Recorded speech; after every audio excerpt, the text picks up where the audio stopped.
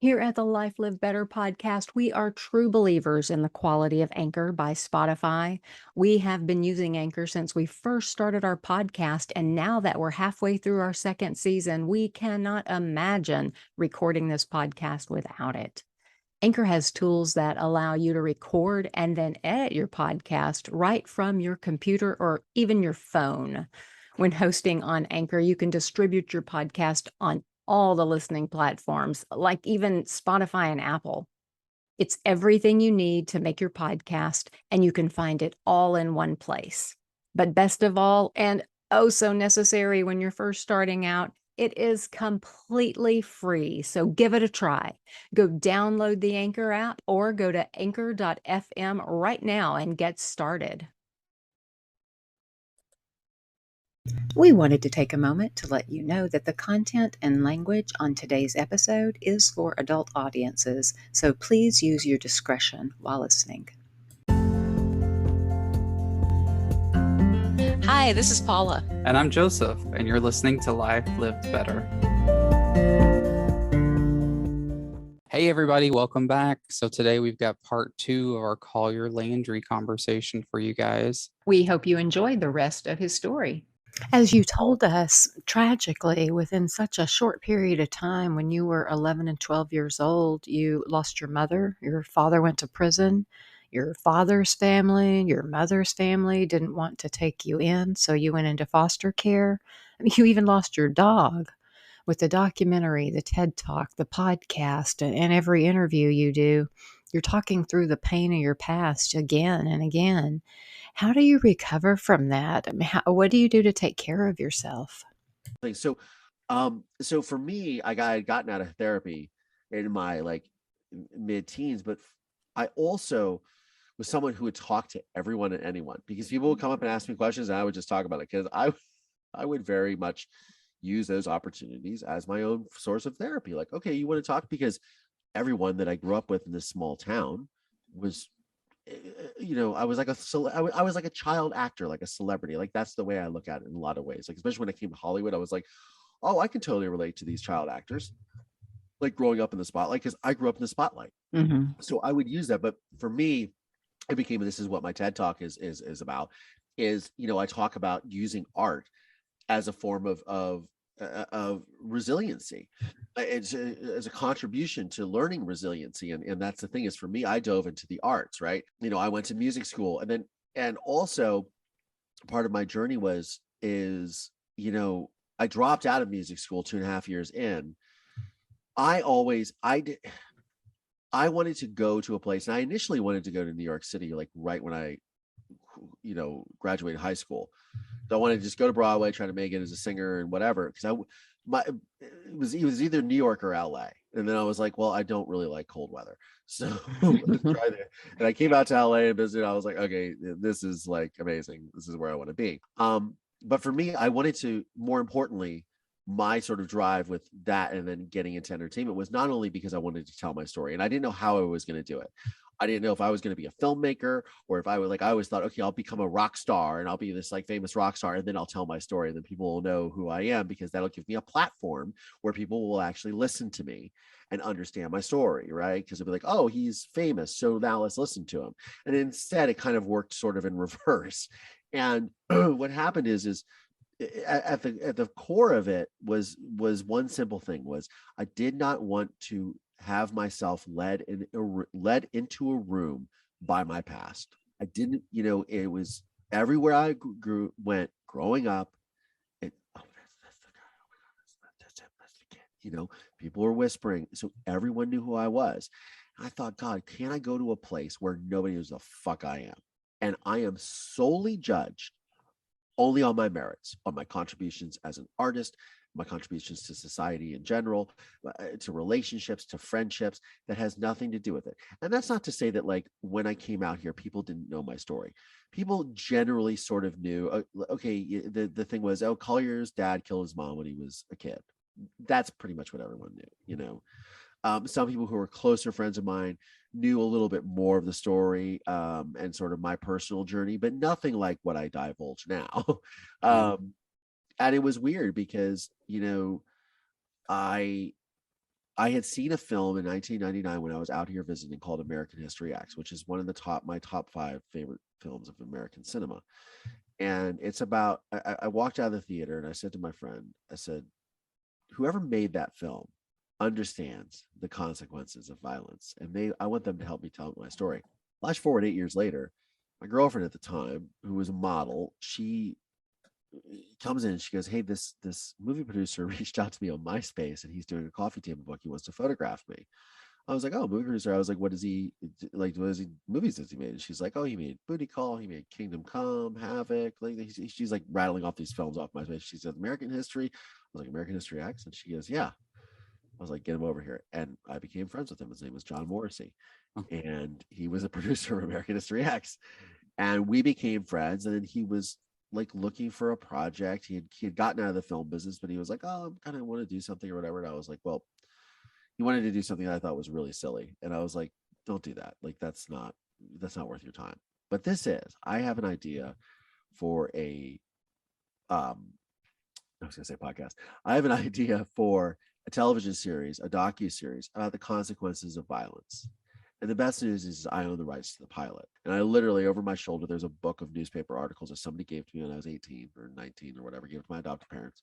And it is all the newspaper articles from when my mother went missing to when my father's trial and all the stuff afterwards and everything. So I have this book and I handed him this book and I was like, "I know I told you like, oh, like my dad killed my mom, but this is the story." And he like read it. He called me the next day. He took it home and he goes, "Are you fucking kidding me, man?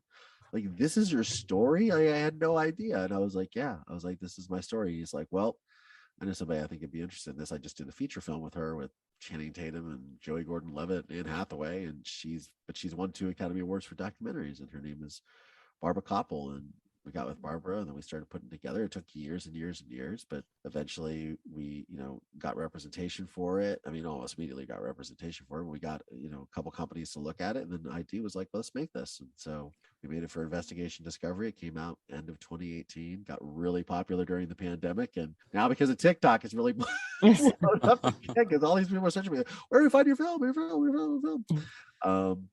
And that was really cool. And I think, as I was saying earlier in the program, everything that I had done, I learned the craft of filmmaking.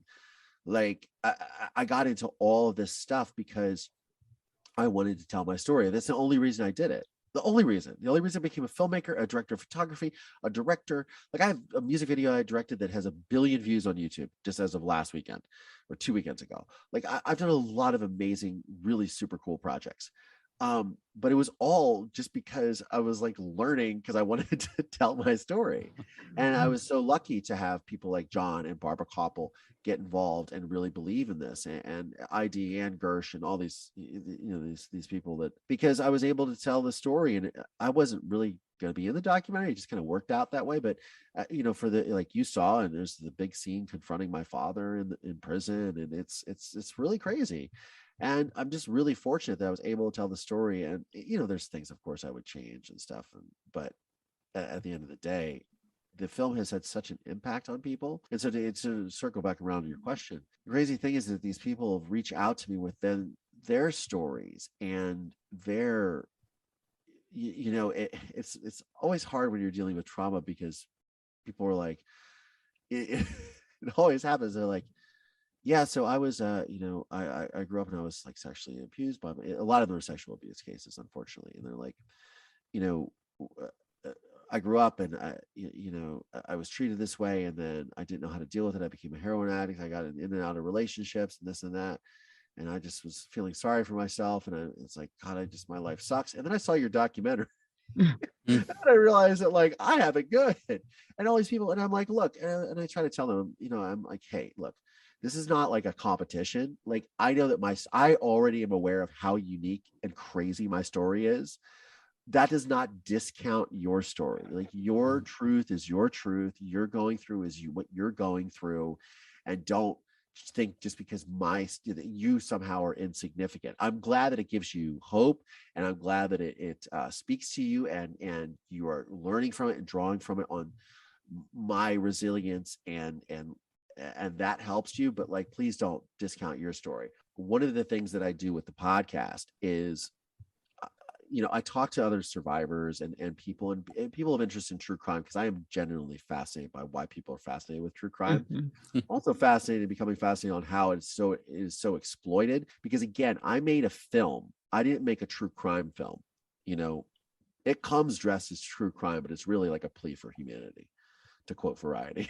um, but that's really what it is. And then as I'm getting in this true crime world, which is very, very recent for me. I mean, we're talking like the last few months that I've gotten into this world and meeting other people. I'm like, oh, look at how these people are exploited for their stories. Look at how television series like Dirty John are now franchised, but they're not, but they don't get paid, or how these podcasts are generating tens of thousands of dollars monthly by exploiting survivors' stories, victim stories, and not giving back, or not. And these people aren't paid, and they are going through genuine trauma. Like, oh, they get paid. That doesn't even cover one therapy session with a lot of these people. So, they don't get paid for their stories. And so I'm sort of getting into this sort of stage of almost advocacy for other survivors, because I have this also have this sort of mentality, like, pick on someone your own size, guys. You can come after me because I can handle it. Like, you can. There's nothing you can throw at me that is going to make me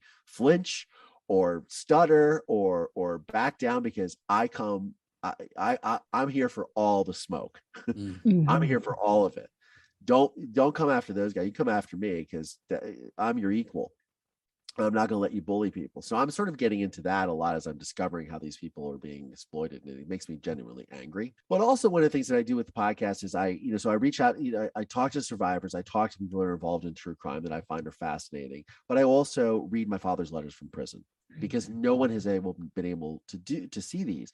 We do a couple of them in the film. I'm actually reading the letter that I wrote to him in the scene with him in the prison. Which is, I won't spoil it for anyone, but it's very poignant to say the least. Reading these letters from prison to him, a man who's murdered his son's mother, his world, and who is now, gaslighting and manipulating this child, is insidious, but it gives people a real look into narcissism and sociopathy and psychopathy, and those are becoming invaluable tools right now, especially because of, like, in a post-pandemic world where people were locked up inside with people in quarantine for over a year, and they really got to know people, and they had no respite from that. Like, couldn't go to work, they couldn't go to the gym, they couldn't go to school. You know what I mean? Like, one of the things that I had in those moments, like I was talking about as a kid, is I went to school and I was able to then freely speak to the police detective. If I didn't have that, I don't know where I would be, right? And you have a little bit of that reprieve or that respite from those situations, whether it's household domestic abuse, physical violence, drug and alcohol abuse, whatever that is. And I feel my heart goes out to people like that have lost that to the pandemic. But I think that's why they gravitate towards these things, because they email me, they DM me, they're just like, oh my God, that episode. And it's like, I see this in my former spouse, my father, my mother. It's men and women, by the way. I've been in a terrible narcissistic relationship with a woman that I was just like, I didn't even realize I come out the other side. I'm like, what was that? It happens. And and I know what to look for, but I wasn't thinking about it, and so it's interesting. And now to also get back to your question of what do I do to sort of keep the sanity? I just did an episode with a guy named Dr. Angel Iskovich, who wrote a book called The Art of Routine. And I sort of argued with him, not that I had to argue, but like my sort of thing is, and when I talk to other survivors and trauma victims, is routine is one of those things, because it feels like it gives you back the sense of control, right? Because so much was taken out of your hands, right? So like for me, before this podcast, I was a couple minutes late because I had to go swimming this morning. I wanted to get my workout in because I knew I couldn't get the rest of it, because that's something that's very important to me. Physical activity, exercise, being outdoors, those things are important to me. Like, they are necessary for my functional being. Like, I can't be that. And I think that for people that are listening to this that have gone through trauma, I mean, I've probably talked way too much, but one of the things that I would say is having, you're always looking for this sense of control, right? You're always looking for the sense of like taking back what was taken from you. And one of the ways to really do that is to have a routine, whether that's, waking up in the morning and not looking at your telephone, right? And having a moment to breathe, whether it's meditation, not that I do meditation or yoga or things, but they're fantastic practices for people. And, I'm an avid runner as well. So those are like meditative things. I used to, I still ride motorcycles, but one of the things is I would ride a motorcycle up in the mountains and I would have there's no music, there's no nothing, like I'm not listening to AirPods or anything. It's the sound of the road. And like, it's that meditation, but that's calm, that quiet, that sort of moment that you can have with yourself, that you shut off all the noise of life, and having those built into your daily routine, whether it's 5 hours, 5 minutes, 5 seconds, whatever, those little moments, they're so helpful for trauma survivors and victims to really sort of take back that ownership. Routine is something that definitely keeps me in a state where I can where I feel functional and in control. Because if I get off that routine a little bit, and things like eating good and taking care of yourself, and I quit drinking during the pandemic.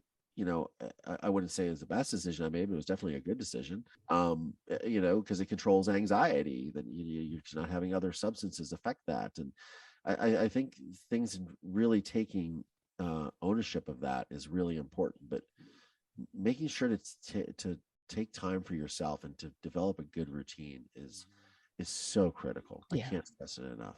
Yeah, we both believe that 100% and do that for our own sanity as well. And then one of the things, you talked about reading your letters from your dad or to your dad.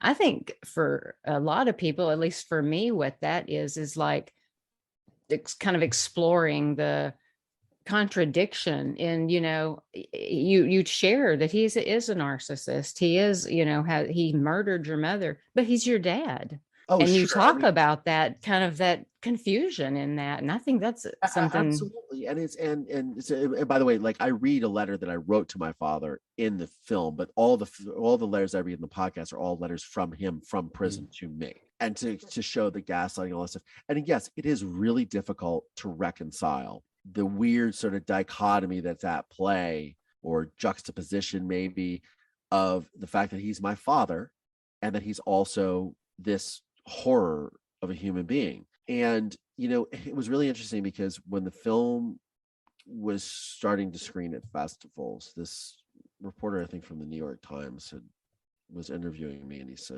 goes, "You know what, man?" He said, "You know what tells there's a moment in the film, it's 3 seconds long, but in that moment, it tells me everything I need to know about you as a human being. It sums you up perfectly." I was like, "What's that?" He goes, "After you are sitting with your father and he's not admitting to killing your mother, he's not, and you're getting nothing from him, and you stand up and you hug him and you say, 'I love you, Pop.' That tells me everything I need to know about you as a person right there." And I was like, "Well, I meant that." He goes, I know. I know you did."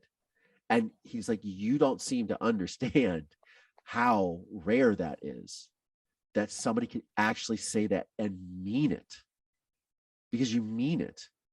And I was like, "Well, yeah, I mean, he's not going to change." And as I said to him right before that, I said, "I believe that you believe that." And that's my answer. Because the whole point, and the whole, like my TED talk and everything that I talk about, the whole point of making the film was to find out how he killed my mother. Like, we are talking 25, 6, 7 years of my life. I wanted to know the answer to that question. I sat down in that room and I wanted the answer to that question. I don't get it in that way that I was expecting. And that's why the TED talk is, what if the answer you seek is not the answer you need, and or what you find, because that's not how life is. Life is not perfect. Life is an imperfect situation, and you have to have the grace and the poise and the compassion and the understanding with others and with yourself, most importantly, to go, I might not get what I'm expecting, but I'm always going to get what I need. And you get that, and it's incredible. And it's just, it's one of those moments that's really poignant. That's good. Is there any kind of lesson in all of this that you would want to share with us that you've learned through these experiences? I mean, I think for me, I think it's that you often, we often tend to go through life expecting a certain outcome, and you just have to be open to other outcomes. that you have to just be confident, and that you have to literally, and it might sound so cliche, and it also is way easier said than done, but you have to lead your life in a way that you're compassionate and you're kind and you're graceful to others, but most importantly yourself, and accepting of, that life is imperfect, and that, like, yeah, your father might be a heinous murderer and you just have to accept that, and also you have to be really true to yourself. And that's why I was talking earlier about the sort of, not, again, not to sound cliche or whatever, but like the sort of state of gratitude I've kind of found myself in recently, just talking to other survivors, of just like, when the chips are down, like, what do you do? And being able to like say, okay, in that moment I rose to that occasion, and that was the life defining and life changing moment. And that was it. And I did what I knew was the right thing to do, as difficult as it was. And that ultimately is what you can look, because I can look myself in the mirror and go, yeah, my life isn't perfect, but man, I did right. Yeah. Did all right, Yeah. Wow. I don't think I was that mature when I was 12. I really don't. I think it's the Nintendo. Wow. I didn't even have a Nintendo. They were way before my time. But I can tell you, as somebody who found you from being a audience member, I appreciate so much of you sharing so much of yourself. I know it is scary, but you mentioned Brene Brown when we started. She's one of my heroes. She talks about being authentic, and those are the people we love. Those are our people who are who they are. Just, Yeah, it's interesting you talk about the authenticity thing, and there was this moment in making the film where I go to see the case file, which contains photographs of the body and things like that, and I had never seen this before. And I was talking to the police detective and his wife, and it was after we were done filming with them, and they said, Barbara was like, okay, I was like, what are you guys gonna do? I'm gonna go to the gym. And they're like, well, we're gonna go down to the police station, we're gonna look at the file, we're gonna do this and that. And she's like, do you want to go? And I was like, I'm thinking to myself, no, I don't want to look at those photographs. And before I can even say no, like, Dave and his wife are like, absolutely not, you're not going down, absolutely not. Like, they got very protective. And I'm like, but what are we here? Again, this is this opportunity, right? What are we here to do? I'm here to show the audience in the most authentic and vulnerable way possible, because it doesn't work if you're not authentic and vulnerable. This shit doesn't work. And I'm like, this is one of the most difficult things I'm going to have to do. And looking at these photographs, like, this is what we're doing here. This is what I wanted to do with the film. This is what we're doing here. This is what this is about, is to be like, this is okay. I can do this, and so can you. It's the lead by example, scenario. It's the thing is that, like, the vulnerability and the authenticity. I didn't think about it at the time, other than I was like, this is what the right thing to do is. But now looking back on it, I'm like, God, that's my superpower. And I'll leave you with one thing, because now I'm going to get choked up again. But we're at all these film festivals, and we do the Q&As after the film screens and stuff like that. We're sitting at this table up on stage, and I made this like super like just silly joke, and I said, I feel like we're on a panel at Comic-Con. And so I'm taking questions from the audience, and there's 3 or 4 people, whatever. And then this guy steps up to the microphone. He says, he's like, thank you for the film, Collier. And he's like, but something you said was really interesting to me. He said, I know you were kidding when you said you feel like you're at Comic-Con. He's like, you're a real life superhero, man. I was just like, oh my God, I cry. I'm like, oh my God, and it's like, yeah, I guess so. I'm glad that people look at it that way, and I think that's the vulnerability and the authenticity thing. Yeah. I concur. I mean, Joseph and I meet a lot of people that's lives were destroyed because of things that have happened in the past. Not that you don't have pain and you don't have, haven't struggled, but you've turned that trauma into something so much more. You've really turned it into something, and then sharing it with other people. I mean, that I agree. I just, you are giving so much to so many people, and I hope that you're getting back. I hope that you're getting back some of the good stuff, because you deserve it. I mean, it's I know it has touched my life, and so many other people you come in contact with, I'm sure all the time, tell you the same, how it has, kind of changed perspective, or just, and that's you're doing that with your life. It's not a one-shot deal. This is your whole life. So that's what's so, I admire it so much, Thanks. I mean, at the end of the day, I'm just a kid who really loved his mom. Yeah. Well, we hope you guys enjoyed our conversation with Collier. There are lots and lots of places that you can find him and more information about him. Paula, you want to share a few? Yeah, absolutely. You can go to his website directly and find all of his links at collierlandry.com, or you can go to IDTV, Prime. A lot of places have that documentary called Murder in Mansfield. He has his own podcast called Moving Past Murder, and it's on all the normal places that you listen to podcasts. You can also find him on Facebook, Twitter, TikTok, and he's even got a TED Talk. We'd like it if you'd love us too. Give us a like. Give us some listen. love. Show us your love. I admit it is about my self-esteem. Every time someone likes or follows us, I feel a little better. Well, thanks again for listening, and don't forget that knowledge leads to a life lived better.